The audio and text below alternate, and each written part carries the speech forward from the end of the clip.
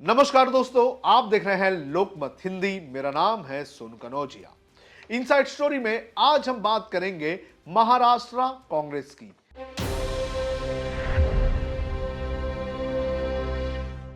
महाराष्ट्र कांग्रेस में क्या जल्द ही तख्ता पलट होने वाला है? इससे बात के संकेत क्यों मिल रहे हैं? कौन से नेता के बयान की वजह से हम ऐसी आशंका जता रहे हैं? इसकी पूरी जानकारी इस वीडियो में दूंगा। सबसे पहले मैं आपको बताता हूं कि आखिर महाराष्ट्र कांग्रेस में क्यों तख्ता पलट हो सकता है। दरअसल महाराष्ट्र में जो विधानसभा चुनाव के नतीजे आए, उन नतीजों में यह देखा गया कि कांग्रेस, जिसने लोकसभा चुनाव में महाराष्ट्र में 13 सीटों पर जीत हासिल की थी, उस कांग्रेस ने विधानसभा चुनाव में महज 17 सीटों पर ही जीत हासिल हुई। और जब से ये नतीजे आए हैं, उसके बाद से ही कांग्रेस की जो स्टेट की लीडरशिप है, उसके ऊपर सवाल उठने लगे थे। और अब जो नेताओं के बयान आ रहे हैं, उन नेताओं के बयानों को अगर देख लिया जाए तो वो कहीं ना कहीं नाना पटोले की कुर्सी की ओर इशारा करते हुए नजर आ रहे हैं। हाल ही में एक बयान सामने आया। विजय वडेट्टीवार, जो कि कांग्रेस के विधायक हैं और एक वरिष्ठ नेता भी हैं, उन्होंने एक स्टेटमेंट दिया था। उन्होंने क्या स्टेटमेंट दिया? उन्होंने स्टेटमेंट दिया कि विधानसभा में हार के बहुत सारे कारण हैं, लेकिन एक कारण यह भी है कि नाना पटोले और संजय राउत ने सीट शेयरिंग में देरी की और 2 हफ्ते से अधिक समय तक इस पर चर्चा होती रही।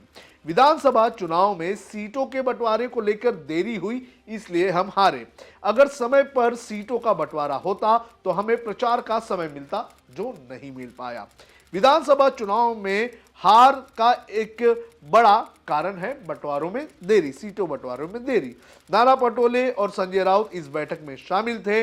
मीटिंग का समय 11 बजे होता था, तय होता था, लेकिन 2 बजे तक ये नेता आते थे और इसी कारण ये मीटिंग चलती लंबी खिंचती चली गई।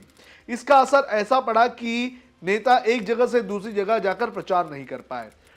अगर ये मीटिंग 2 दिन में खत्म हो जाती तो हमारे पास समय होता।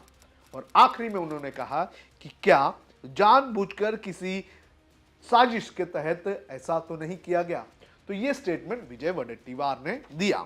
अब जब ये विजय वडेट्टीवार के तरफ से ये स्टेटमेंट आया तो उस पर तुरंत संजय राउत ने स्टेटमेंट दिया, उस पर रिएक्शन दिया।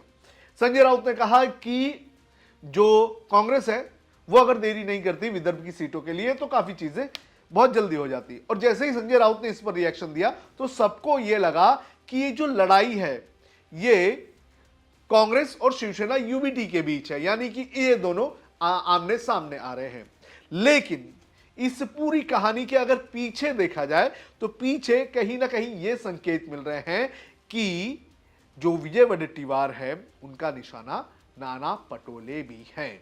आपको बता दें कि नाना पटोले की लीडरशिप में महाराष्ट्र में चुनाव लड़ा गया था और इस हार के बाद से ही लगातार कांग्रेस के अंदर अंदरूनी खाने ही नाना पटोले की कुर्सी जो है वो जाने की चर्चा हो रही है। और इसी के चलते ये नेता इस तरह से बयान दे रहे हैं। अब संजय राउत के बयान देने की वजह से सबको लगा कि ये लड़ाई संजय राउत और कांग्रेस के बीच में या फिर शिवसेना यूबीटी और कांग्रेस के बीच में है। लेकिन राजनीतिक गलियारों में ये चर्चा तेज है कि विजय वडेट्टीवार ने जो स्टेटमेंट दिया उसका सीधा निशाना जो है और नाना पटोले थे। अब ये जो विजय वडेट्टीवार ने जो बयान दिया है, इस बयान में जो उन्होंने कहा है कि कहीं ये बड़ी साजिश का हिस्सा तो नहीं है, तो ये जो बयान है उनका वो नाना पटोले के खिलाफ किस तरह से जाता हुआ नजर आ रहा है और कैसी संभावनाएं बन रही हैं, ये मैं आपको बता देता हूं। दरअसल नाना पटोले की अगर बात करें तो नाना पटोले जब महाराष्ट्र कांग्रेस के अध्यक्ष बने तो उसके पहले वो बीजेपी में ही शामिल थे। 2008 में वो बीजेपी में शामिल हुए, कांग्रेस छोड़कर गए थे।